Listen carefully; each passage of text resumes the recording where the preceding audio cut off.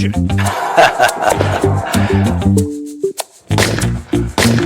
ஆரம்பிக்கலாங்களா?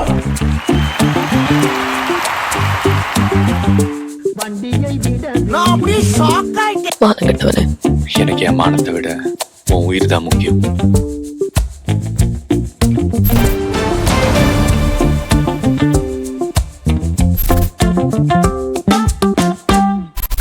டிஎன்சி தமிழோட சினிமா சர்க்கிளில் இந்த வாரம் வந்துட்டு தமிழ் சினிமாவில் நடைபெற்ற விஷயங்கள் நடக்க போகிறது, அது பார்த்தா சினிமா பற்றின மொத்த அப்டேட்ஸோடையும் அன்றைக்கி ஸ்ருதி வந்து இணைஞ்சிருக்காங்க இன்றைக்கி. ஏன்னா அவங்க எல்லா அப்டேட்டோடையுமே இப்போ டோட்டலாக வந்திருக்காங்க. நம்மளும் நமக்கு தெரிஞ்ச ஒரு 4 விஷயங்களோட இன்றைக்கி டிஸ்கஷனை ஸ்டார்ட் பண்ணலான்னு நினைக்கிறேன். நிகழ்ச்சிக்குள் போகலாம். வணக்கம் ஸ்ருதி, எப்படி வந்துட்டு இருக்குது இங்கே சினிமா, எந்த அளவில் போயிட்டு இருக்குது அப்படின்னு? எலெக்ஷன்லாம் முடிஞ்சு ஓரளவுக்கு சினிமா வந்து பேக் டு ஃபார்முங்கிறத தாண்டி ஒரு பெரிய படங்கள்லாம் வர ஆரம்பிச்சிச்சு. அதோடைய முதல் பெரிய படம் வந்து கரை. ஸோ தமிழ் சினிமால கரை வந்துருச்சு. இந்த வாரம் 29 அப்படின்னு சொல்லிட்டு மேயாதமான் டைரக்டர் ரத்னகுமாரோட இயக்கத்துல இதுவாகி அதுவுமே நல்லா ஓடிட்டு இருக்கு. ஒரு மாதிரி கார்த்திக் சுப்புராஜ், லோகேஷ் கனகராஜ் சேர்ந்து அதை வந்து படத்தை வந்து ரிலீஸ் பண்ணிருக்காங்க. அதுவும் நல்லா போயிட்டு இருக்கு. ஸோ அதை தாண்டி கிருஷ்ணாவதாரம்னு சொல்லிட்டு இந்த நரசிம்மா பட கான்செப்ட்லயும் ராமாயண பட கான்செப்ட்லயும் வந்த ஒரு மித்தலாஜிக்கல் ஃபில்ம். ஸோ அதுவும் வந்து விஷுவல்ஸ் எல்லாம் சூப்பரா இருக்கு அப்படிங்கிற மாதிரி சொன்னாங்க.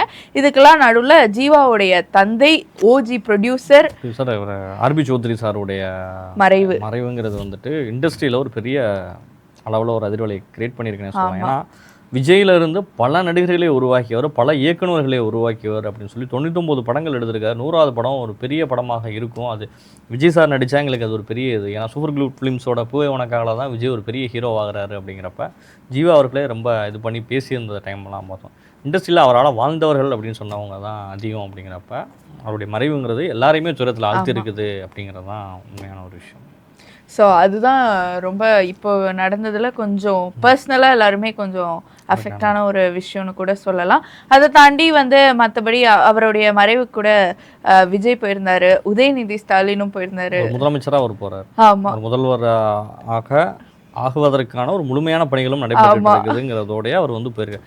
ஆப்வியஸ்லி அவர் ஒரு சிஎம் தான் அப்படிங்கிற அளவுக்கு வந்தாச்சு. ஆமாம், அப்படி ஒரு நிலைமையில வந்து ஒரு இண்டஸ்ட்ரி, தமிழ் சினிமா இண்டஸ்ட்ரியில வந்து ஒரு அடுத்த முதல்வரை மறுபடியும் சினிமாலேருந்து தமிழ்நாடு வந்து பார்த்துருக்கு அப்படிங்கிறதான் விஜய். ஆமாம், அப்படி ஜனநாயகரும் சூப்பர் ஸ்டார் விஜய் அப்படின்னு சொல்லியது டைட்டில் கார்டு ஒரு பக்கம் சொல்லிட்டு இருக்கான். இன்னொரு பக்கம் வந்துட்டு அவரை வந்து தமிழ்நாட்டின் சிஎம் சூப்பர் ஸ்டார் விஜய் சொல்லிட்டு இருக்காங்க. அரசியல் சூப்பர் ஸ்டார் அவர் ஆயிட்டாரு. சினிமா சூப்பர் ஸ்டார்னு சொல்ல முடியாது, ரஜினி அரசியல் சூப்பர் ஸ்டார். நம்ம போன வாரம் வந்து இந்தியா டுடே உடைய கருத்து கணிப்பை பத்தி பேசி நம்ம வந்து பண்ணோம். ஆனா நடந்துருச்சு. அவங்க இப்ப வந்து அவங்கதான் இப்ப டாப்ல உட்காந்து மார்க் பண்ணீங்களா நீங்க அப்படிங்கிற மாதிரி உட்கார்ந்து இருப்பாங்க. ஆமா, துருவ நட்சத்திரத்தை பத்தி ஒரு அப்டேட் வந்திருக்கு. கோர்ட் வந்து ஒரு வழியா துருவ நட்சத்திரம் வந்து ரிலீஸ் பண்ணலாம். ஆனா வந்து ஜூன் 15க்குள்ளேயோ இல்ல ஜூன் 15 அன்னைக்கோ வந்துட்டு வெளியிடணும் அப்படிங்கிற மாதிரி கோர்ட் வந்து சொல்லியிருக்காங்க. கௌதம் வாசுதேவ் மேனனும் வந்துட்டு என்னைக்கா இருந்தாலும் ஒரு கதை வந்து வெளியில வந்துதான் ஆகணும், அதுக்கு தான் வந்து ஒரு இது அப்படின்னு சொல்லிட்டு அவரும் ஒரு இது கொடுத்திருக்காரு, ஒரு அறிக்கை வந்து அவருமே கொடுத்திருக்காரு. ஆமா, சோ துருவ நட்சத்திரம் ஃபைனலா வந்து ஆமா ரிலீஸ் ஆக போகுது.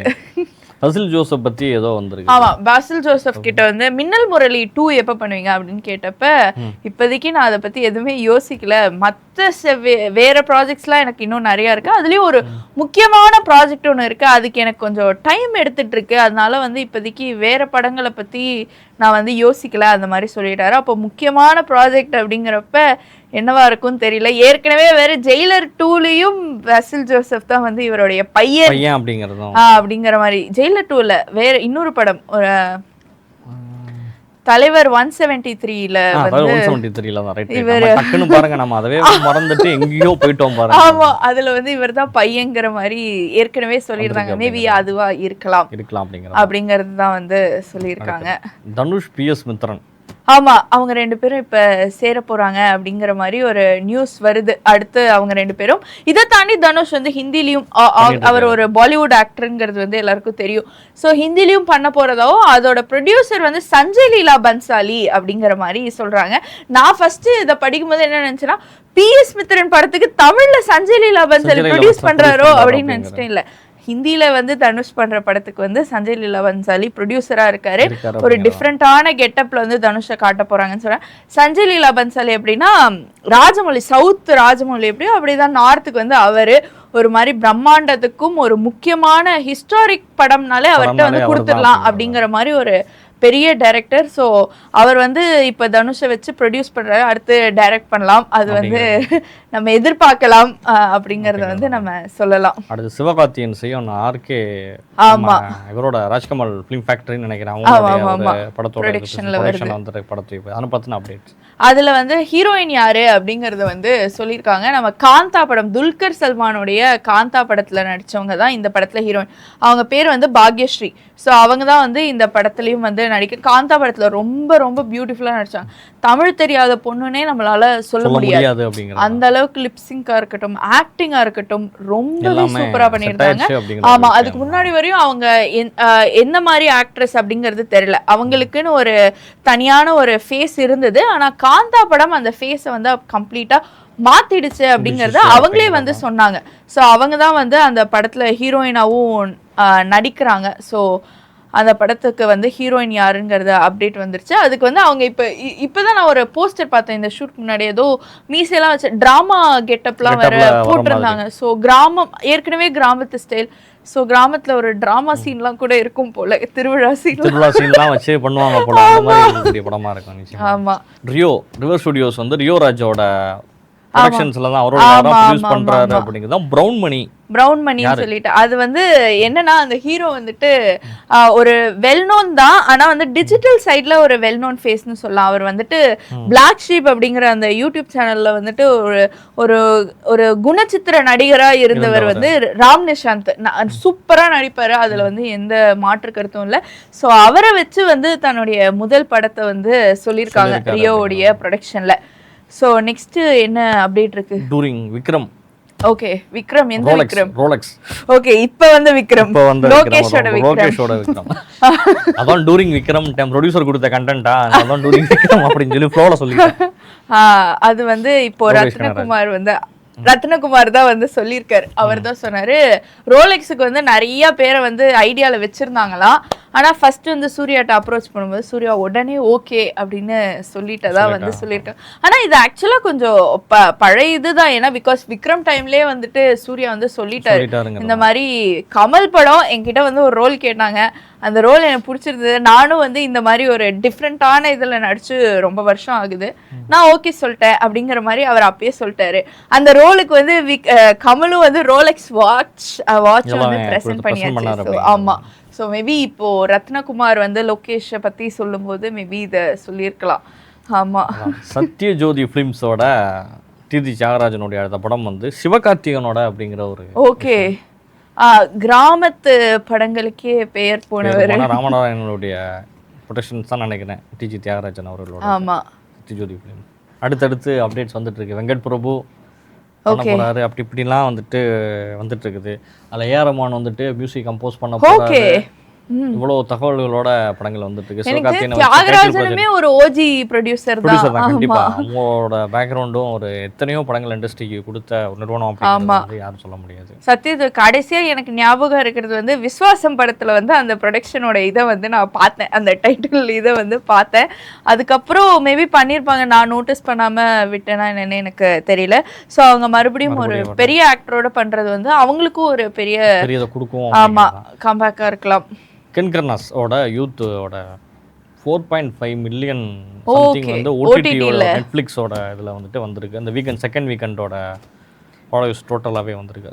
பெரிய அளவில் படம் தேட்டர்லேயும் சக்ஸஸ் ஆன விஷயத்தையும் பார்த்தோம். அதில் உள்ள ஒரு சாங் கூட சோஷியல் மீடியாவில் வந்து பயங்கரமாக ஹிட் ஆச்சுன்னு பார்த்தோம். ஓடிடிலையும் பெரிய அளவில் வரவேற்பு பெற்றுச்சுங்கிறதையும் பார்த்தோம். இது ஒரு பெரிய அப்டேட்டாக இருந்துச்சு. ஆமாம், நெக்ஸ்ட்டு வேறு என்னென்ன அப்டேட்ஸ்லாம் இருக்குது? இதை தவிர்த்து வந்துட்டு வேற வந்து சட்டென்று மாறுது வானிலை, அதாவது ஜெய் நடித்த படம் இது. நம்ம ஆக்சுவலாக இது ஒரு 2 வாரத்துக்கு முன்னாடியே நம்ம பேசணும். இதோட டேட் வந்து கொஞ்சம் போஸ்ட்போன் ஆயிடுச்சுன்னு நினைக்கிறேன் எலெக்ஷன்னால. ஸோ அது வந்து May 15 வந்து அதோடைய ட்ரெய்லர் வருதான். கருப்பு பட ட்ரெய்லர் வந்து ஆன் த வே. ஆக்சுவலாக இது பார்த்தோன்னே தான் எனக்கும் ஞாபகம் வருது. ஆர்ஜே பாலாஜி வந்துட்டு கொடுத்துருக்காரு. ஸோ கருப்பு பட ட்ரெய்லரும் வந்துட்டு ஆன் த வே கண்டிப்பா எல்லாருக்கும் பிடிக்கும் அப்படிங்கறத சொன்னாங்க. த்ரிஷா பிறந்த நாளும் வந்து இப்ப முடிஞ்சப்ப வந்து அவங்களுக்கும் வந்து அவங்களுக்கு பர்த்டே போஸ்டர் கொடுத்திருந்தாங்க. விஜய் வெற்றி பெற்றோன்னே போய் த்ரிஷா அவர்களை பார்த்ததும் த்ரிஷாவுடைய பிறந்த நாளுக்கு ரஜினிகாந்த் வந்து நிறைய பேர் அவங்களுக்கு வாழ்த்து தெரிவிச்சாங்க. ஒரு பெரிய பவர் நீங்க அப்படின்னு சொன்னதெல்லாம் வந்து நம்ம பார்த்துட்டு இருக்கிறோம். அதுக்கு பெரிய இதை பத்தி நம்ம தீவிரமா டிஸ்கஸ் பண்ண வேணாம்னு நினைக்கிறோம். ஆமா ஆமா லைக் பேசுறதுக்கு ஒண்ணும் இல்ல, அது வந்து ஏன்னா ஆட்சி அமைக்கிறாங்க முதல்வர். எனக்குமே இதுல வந்து விருப்பமும் பெருசா இல்ல. நம்ம அப்படியே கடந்து நம்ம டக்குன்னு போய் பாண்டியராஜோட படத்துக்கு போய் நினைக்கிறேன். அடுத்து ஜெயராம் ஊர்வசி ஒரு ஓஜி பேர் வந்து மறுபடியும் வந்து பேரப் பண்றாங்க. அந்த டீசர் வந்து பயங்கர சூப்பரா இருந்தது. என்னன்னா அதுல விஷயம் என்னன்னா ஒரு மாதிரி ஃபன்னியா காமிச்சிருந்தாங்க. ஒரு வீடு சுத்தம் பண்ற ஒரு சாதாரண ஒரு ஃபேமிலியில தீபாவளி டைம்ல வீடு சுத்தம் பண்றாங்க அப்படின்னு ஒரு காமிக்கலா எடுத்துட்டு போய் ஒரு எண்டு கிட்ட எனக்கு வந்து இந்த பாபநாச படம் மாதிரி ஒரு முடிச்சிருக்காங்க அந்த மாதிரி. ஏன்னா வந்து திடீர்னு வந்து சேம் டு சேம் அதே மாதிரி வீடு, அப்பா அம்மா, 2 பொண்ணுங்க, கடைசியில வந்து திடீர்னு ஒரு மாதிரி த்ரில்லரா வந்து ஒரு மாதிரி வேகமா முடிச்சிருந்தாங்க. ஸோ இது அடுத்து ஏன்னா திருஷ்யம் 3 வந்து மலையாளத்துல ரிலீஸ் ஆக போகுது. அதுல இருந்தா நம்ம பாபநாசம்லாம் பண்ணோம். அதனால வந்து இது இவங்க வந்து பாபநாசம் விட்டுட்டு இது இவங்களே தனியா ஒரு இது ஆரம்பிக்கிறாங்க அப்படின்னு சொல்லிட்டு. ஆமா, எல்லா படத்தை பத்தியும் பேசிட்டு அடுத்து தல அஜித்தோட ஒரு டாக்குமெண்ட் அப்படின்னு டாக்குமெண்ட்ரி. ஜிவி பிரகாஷ் வந்து அவருடைய பிறந்த நாள் அன்னைக்கு வந்து அதை ரிவீல் பண்ணியிருந்தாங்க. அதோடைய பேரும் சரி அந்த என்ன பண்ண போறாங்க அப்படிங்கறத வந்து ரிவீல் பண்ணியிருந்தாங்க. பில்லா வந்து சூப்பர் டூப்பர் ரீரிலீஸ் ஹிட் அப்படிங்கிறது அமர்கலத்துக்கு அப்புறம் எதுவும் ரிலீஸ் ஆகி ஒரு வாரத்துக்குள்ள 2 சக்க போடு போட்டுருச்சு. பயங்கர ஹிட். அதுவும் அந்த சேவர்கொடி பறக்குதெல்லாம் வந்து தியேட்டரே கோயிலா மாத்தின ரீல்லாவும் நான் வந்து பார்த்தேன். சூடெல்லாம் ஏத்தி கொண்டாடினாங்க. அப்பதான் யோசிச்சேன் அவர் இதெல்லாம் பண்ணாதீங்கன்னு சொல்றாரு. அதெல்லாம் ஃபர்ஸ்ட் பண்ணுவாங்க. அந்த படம் வந்ததுக்கு அப்புறம் தானே சொன்னாரு. இப்ப திரும்ப அவர் வந்து சொன்னாதான் கேட்டுக்குவாங்க. அவங்க பழைய நிலைமையிலே இருப்பாங்க. நான் என்ன பார்த்தேன்னா கையில சூட ஏத்தி இது பண்ணி அது பண்ணுவோம்ல. கையில எப்படி சூட ஏத்தாம தலை ஆகணும். லைக் அது தலை வந்து அப்படி சொன்னாதான் வந்து சூடத்தை எடுத்து கீழே வைக்கிற அந்த ஒரு மனநிலைக்கே நாங்க போவோம். போக மாட்டாங்க. ஸோ வந்து இந்த மாதிரி வந்து பண்ணது வந்து ஒரு மாதிரி ஒரு ஃபேன். நானுமே ஒரு பெரிய ஃபேன் தான். ஸோ அவர் சொல்றதை ரெஸ்பெக்ட் பண்றதுதான் ஒரு ஃபேன்ஸா நமக்கு வந்து. நீங்க சாய் அபியங்கர் ஃபேன் கேள்விப்பட்டேன். ஆமா ரைட்டா. அவர் பாடகர் தானே. Right, okay okay. இவர் நடிகர். ரைட். நான் ரெண்டு கன்ஃபியூஸ் பண்ணிட்டேன். நான் தீவிர அஜித் ஃபேன் தான். ஸோ அவர் சொல்றதை வந்து நம்ம மதிக்கணும். அதுதான் ஒரு ஃபேன்ஸா வந்து. அதனாலதான் கொந்தளிச்சிட்டீங்க போல டக்குன்னு. அப்போ புரிஞ்சிருச்சு. ஆமா, நம்ம வந்து மதிக்கணும். அப்பதான் வந்து நம்மள அவருக்கு பிடிக்கும். கண்டிப்பா கண்டிப்பா கண்டிப்பா. ஸோ வந்து TN 2026 வந்து அமேசான் பிரைம்ல வந்து ரிலீஸ் ஆக போகுது. ஓகே, ஆயிடுச்சு. ஓகே, நான் அதுல தான் பார்த்தேன் படம். தியேட்டர்ல பார்க்கல, அமேசான்ல தான் பார்த்தேன். அதனால தான் டக்குன்னு ப்ரொடியூசர் கொடுத்த கண்டென்ட்ல இது வேற சேர்ந்துருச்சேன்னு பார்த்தேன். ஓகே, ஹாப்பி ராஜ் வந்து ஒரு அபாஸ் வந்து ஒரு கம்பேக் கொடுத்திருக்காரு சினிமால. அபாஸ் வந்து கம்பேக் கொடுத்திருக்காரு. அந்த படமும் ஓரளவுக்கு இல்ல, நல்லாவே ஓடிச்சு. நல்லா ஓடிச்சு. Feel good movie. அப்பா சென்டிமெண்ட்ற சொன்ன மூவி. முக்கியமா வந்து அப்பா பையன் அந்த காம்போ வந்து சொன்ன படம் அப்படின்னு சொன்னாங்க. அதனால அபாஸ் மறுபடியும் அடுத்த படத்துக்கும் வந்து கமிட் ஆயிருக்காரு. அந்த படத்துல வந்து துஷாரா விஜயனும் வந்து நடிக்கிறாங்க.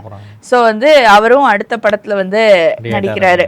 அதே மாதிரி அர்ஜுன், நம்ம ஆக்ஷன் கிங் அர்ஜுன் வந்து ஒரு படம் பண்றாரு. அதுக்கு வந்து பிரதீப் ரங்கநாதன் கிட்ட ஏடியா இருந்த ஒருத்தர் வந்து இந்த படத்துல வந்து டைரக்டரா வந்து டெபியூ ஆறாரு.